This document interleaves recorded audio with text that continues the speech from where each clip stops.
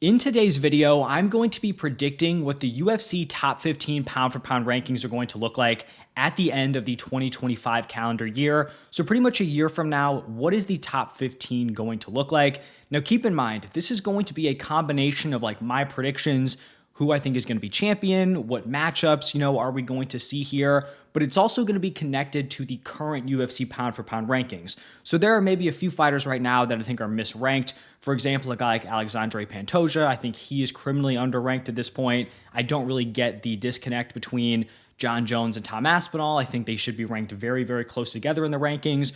Those are just a couple of examples.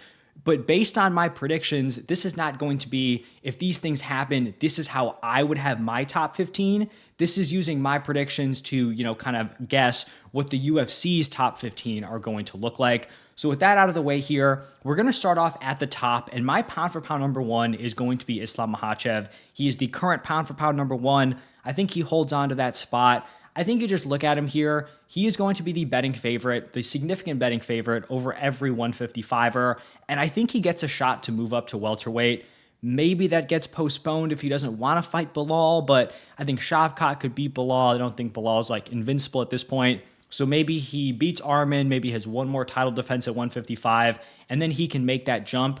And I think he'd be the betting favorite against any welterweight at this point. So Islam with one or two more defenses at 155, potential double champ status, I think that would pretty much lock him in here as the number one pound for pound fighter. Now my number two is going to be Ilia Topuria. He is the current pound for pound number four. Might be a hot take. He's my pound for pound number one. I just think he has the best quality of wins with knockouts over Max Holloway and Alexander Volkanovski. I think he's going to be the betting favorite over every single featherweight. The only thing that could kind of complicate this is if he moves up. He's pretty much talked about like how he wants to vacate, move up. Seems like he's kind of cooled off on that a little bit. So not really sure what that situation's looking like. But if he can pick up one or two more defenses at 145, maybe he moves up. And I guess obviously the toughest matchup would be Islam. And so if he loses that potential like super fight, then maybe he's not ranked number two. But I could see him moving up for like a Charles Oliveira matchup. And I think he can fare pretty well over like every non-Islam 155er. And not saying he couldn't beat Islam. I think obviously he is just the toughest test. So for Ilia, I just think he's going to continue to dominate his weight class if he does stay there. And if he wants to move up, I still think he can have some success. And obviously he would have like the success in two different weight classes if he were to do that. Now my number three, this is probably a hot take. My pound for pound number three is going to be Tom Aspinall. And obviously for Aspinall to get up here in the top three pound for pound, we would need to see that Tom Aspinall-John Jones fight. If I had to make a bet, I do think there's a greater than 50% chance that we see this fight. You just have to hope that the UFC is going to pay up to get John Jones. They didn't do it for the Francis Ngannou fight. Hopefully they've learned from their mistakes and they make this fight happen. But if that fight does take place, I favor Tom Aspinall. Now, I kind of mentioned this at the top. I disagree with John Jones being ranked number two pound for pound. I don't understand how you can be ranked number two when you had that long layoff. You did not beat the champion to win the belt, and you have not defended against the interim. So I disagree with Jones being ranked number two, but this is me predicting what the UFC rankings are going to be. So if Tom Aspinall were to go out there, knock out John Jones, which I think is the most likely outcome if that fight does happen, then Tom Aspinall is going to skyrocket up those rankings, and I think he'd then be the clear favorite over every other heavyweight. So if he beats John Jones, maybe he fights one more time, gets another title defense, or maybe they even rematch it, although probably wouldn't take place in the same calendar year. But I think if Aspinall does get that win, he is going to be ranked super highly, which is why I have him in my top three. Now, my number four, it does honestly seem low to have Alex Pereira here. He's the current pound for pound number three, and I'm not even like predicting him to lose. I just think Tom Aspinall getting that John Jones win could definitely, leapfrog him over Alex Pereira. I would like to see that Magomed Ankalaev fight. In my opinion, that's the toughest matchup for him at 205. It's not Pereira's fault. It's just that he's in a pretty weak weight class, compared to these other champions. So you have a guy like Islam Makhachev, Ilia Topuria. They're just going to face much higher levels of competition, and they're going to have like more top contenders to work with, just because that's how, the strength of the divisions go. And then a guy like Tom Aspinall, heavyweight is not a strong weight class, but he has the opportunity for that John Jones win. So maybe Pereira moves up to heavyweight, gets a win, and that could have him ranked higher. But if Ilia and Islam don't lose in 2025 and Aspinall gets that John Jones win, I don't see how you have Alex Pereira ranked ahead of those dudes. Now, after that top four, I feel like this is where we're getting into like some dudes kind of shaking up their weight classes. So my number 5 prediction is going to be Khamzat Chimaev. I would expect him to fight the winner of the DDP Strickland rematch. And I honestly think Khamzat just runs through either one of them. If it's DDP, I think Chimaev wins. If it's Strickland, I think he wins. And I think he probably wins in similar ways with either of those dudes. So right now, DDP as the champion is ranked as the pound for pound number 6. So if Khamzat comes in, whether he beats him or Strickland, you'd assume if Strickland wins, he would just like take over that number 6 spot or be 7, 8, somewhere in there. I think Khamzat pretty much slides right into that ranking, and he might even get more respect, right? Like if he just blows the doors off of either of these dudes, he might come in higher than, the previous champion was actually ranked. He can get one more title defense in there. I think him finishing top 5 in pound for pound is definitely realistic. And then another guy who I think is going to be a new champion, I have Umar Nurmagomedov as my number 6. He is fighting Merab at UFC 311. I honestly think whoever wins this fight is going to retain the belt throughout the entire year. I think these are the clear top 2 fighters in that weight class. I do favor Umar. The betting odds are kind of crazy. Like Umar is a minus 345. For how good Merab is, I mean, that is just insane respect given to Umar. So I think if Umar does get past him, he could defend potentially 2 more times in what I think is a top 2 weight class in the UFC. So for Umar, I think he would deservedly be here at number 6. If he gets, 2, 3 title wins, even 2, I think, number 6 would be fair. Now, my number 7 is going to be Alexandre Pantoja, and this is kind of what I mentioned earlier on in the video. If he does what I think he is going to do this year, which is probably getting, 2, maybe 3 title defenses, but I just don't know if there are going to be enough contenders for that. Like, say he goes out, gets 2 title wins, I think he'd be the betting favorite over everyone at 125. I personally would have him ranked much higher, but he's currently ranked number 9, 10. I think he should be ranked number 4 or 5. But you have these other dudes, Khamzat, Umar. If they beat the current champ who are ranked, ahead of Pantoja, they're probably going to jump him in the rankings, even if it's not necessarily fair. So I think Pantoja is going to hold on to his belt. I think he's going to continue to have success. But I think in the actual UFC pound for pound rankings, I imagine he's going to be behind those dudes just based on where the current champs in their weight classes are currently ranked in the pound for pound spot. Now, my number 8, this is actually where we're getting away from champions. I don't have a welterweight here because, like I said, I do think Islam Makhachev is probably going to get that belt. I have John Jones at number 8. Now, once again, if John Jones loses to Tom Aspinall, I personally would not have him ranked this high.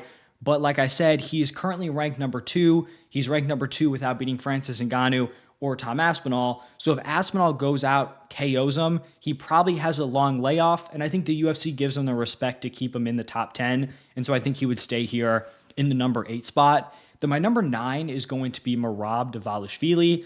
Like I talked about with Umar, I do favor Umar to take the belt off of him, but he still has an incredible resume. Wins over Sean O'Malley, Petr Yan, Jose Aldo. I think if he loses the belt, I don't think he's someone who's going to take a long layoff. I think he's going to get right back in there, fight the top contenders, and he could still end up picking up a couple more wins. And I do think, like, you look at everyone outside of Umar, I think he's the favorite over every other bantamweight. So Merab would still be my top 10, even if he loses the belt. And then I have Dricus du Plessis, another champ who I think is going to drop the belt, but is currently ranked number 6. If he beats Strickland and loses to Khamzat, could still pick up potentially, one more non-title win. And I think that would keep him in the mix here in like top 10 spot. My number 11 is going to be Shavkat Rakhmonov. This is kind of how I'm viewing the welterweight title. I think Shavkat is going to take it off Bilal. Not super locked in on that opinion, but if I had to make a call for that fight, which it seems like that's the matchup that's going to happen, I would favor Shavkat. Then I think if Islam wants to move up, I think Islam takes the belt off of Shavkat. Bilal is currently ranked number 5. So if Shavkat beats Bilal, I think he's going to jump into like that 5, 6, 7 area. And then if Islam beats him, then he's going to fall back down.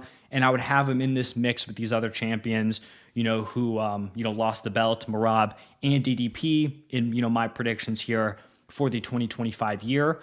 Now, outside of these guys, this is where it gets kind of interesting. I'm going to go with Max Holloway at number 12. To be completely honest with you, I think the toughest part of this video is picking which 155ers are going to be here. 155 or 135, in my opinion, the 2 best weight classes. So for 155, it's just kind of figuring out which guys are actually going to win the matchups. So you have this mix of like Max Holloway, Charles Oliveira, Armin Sarukian. You could even throw like Hanato Moicano, who could climb, a Dan Hooker. Maybe Dustin Poirier comes back and gets a win before he retires. Like all these guys are in the mix, but they can't all be here in the top, 10 to 15 because some of them are going to lose to each other. So I went with Max Holloway here as like the top, non-champ in Islam. And he's moving up to 155. He looked amazing against Justin Gaethje. And now that he can actually like settle into the weight class, he might look even better. And I think he's going to be in like that mix to fight a Charles Oliveira, a Dan Hooker, Dustin Poirier, those guys. And I think he could fare fairly well in those matchups. My number 13 is going to be Bilal Muhammad. Like I said, I think he is going to lose the belt to Shavkat. Not overly confident in that prediction, but that would be my take at this point. He's ranked number 5. So even if he loses to Shavkat, I don't think he's going to like completely fall to the top 15. We've seen like at middleweight when the belt changes hands, right? Like you went from Izzy to Strickland to DDP. It left both Strickland and Izzy kind of sitting around in the top 15. I think the same thing would happen here in the welterweight weight class. And then I'm going to have another welterweight here in Leon Edwards. The thing about Leon is that he's currently ranked number 9. Obviously was given a lot of respect in the pound for pound rankings because he beat Usman, then defended it against Usman, and then also against Colby Covington. So he's already holding a solid position. And I feel like he's in a fair spot to like stay in the title picture. Could get matched up against a guy like JDM, Joaquin Buckley, Ian Gary. And so even if I wouldn't have him like at number 9 where the UFC has him right now, it's like he would have to lose maybe 2 fights to get dropped out of the top 15. Like maybe he loses one, wins one, and kind of stays in like right towards the end of the top 15. But just where he's ranked right now, I feel like it makes sense to keep him in here because I don't think he's going to go on like some, major career downturn. But I do think he's going to slowly move down as some of the champs start to lose their belt, where he's going to get pushed, because those champs or former champs are still going to stay ahead of him. And then my last guy in these rankings, obviously a tough spot here at number 15. I went with Petr Yan. The thing that might hold me back here with Yan is he might get a title shot, and I don't know how he fares against Umar or a rematch against Merab. And if he loses to one of those, then he's probably not really in the mix here. But I'd view Yan as probably a top 3 fighter in a top 2 weight class in the UFC. So I think you could do worse than Petr Yan here. And if we're really talking like pound for pound, like Petr Yan is a top 15 pound for pound fighter, even if he might have some losses to some of the top guys in the weight class. And then I'm just going to run through a ton of honorable mentions, guys who could totally end up here. Like I talked about, some of the 155ers, Charles Oliveira, Armin Sarukian, both could be in the mix here. Honestly, the reason why I don't have either of them is Armin is going to get that shot against Islam. If he loses, I just don't think he's going to crack the top 15 this year. And then for Oliveira, I feel like he's in a spot where he might fight Islam. And I think if he loses to Islam, I also don't think he'd have a shot in the top 15. So a guy like Max Holloway, he might not actually get to that title shot, which, might actually be a benefit for him in the pound for pound rankings. I think Magomed Ankalaev, if he beats Alex Pereira, obviously he is going to be in here. Volkanovski, like maybe something weird happens with Ilya and he decides to move up. Volk gets an interim title shot or just a vacant title shot against someone, and someone who's not hitting like with nuclear power like Ilya, he could get his belt back potentially. I think Corey Sandhagen, just also someone who, like, if we're talking top 15 pound for pound fighters, he should be in the discussion just with the strength of that weight class. So those are my top 15 predictions. Would love to hear your guys' thoughts. Who do you think is going to be higher, lower? Let me hear it. Thank you all for stopping by, and I will see you in the next one.